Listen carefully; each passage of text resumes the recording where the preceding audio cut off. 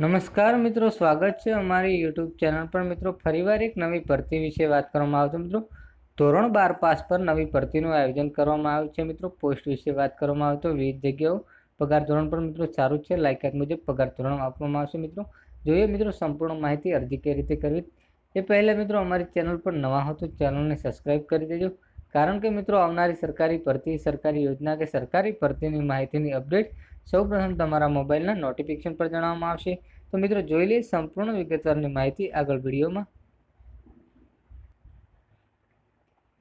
તો મિત્રો વાત કરવામાં આવે તો ડેટા એન્ટ્રી ઓપરેટર માટે ધોરણ 12 પાસ ઉમેદવારો પણ ફોર્મ ભરી શકે છે। મિત્રો કે ધોરણ 12 પાસ પણ ભરતીનું આયોજન કરવામાં આવે છે, જેમાં મિત્રો એસએસસીની 3712 જગ્યાઓ, જેમાં જાહેર મિત્રો 7 મે સુધી ફોર્મ ભરી શકાશે। મિત્રો ડિફેન્સ નોકરી કરેલા ઉમેદવારો માટે વયમર્યાદા 45 વર્ષની રહેશે। મિત્રો સ્ટાફ સિલેક્શન કમિશન દ્વારા lower division clerk, junior civil emergency, postal assistant, setting assistant અને ડેટા એન્ટ્રી ઓપરેટર સહિતની કુલ 3712 જગ્યાઓ પર ભરતીની જાહેર કરાઈ છે, જેમાં મિત્રો ભરતી માટે 7 મે સુધી ઉમેદવારો સત્તાવાર વેબસાઇટ પર ઓનલાઈન અરજી કરી શકશે।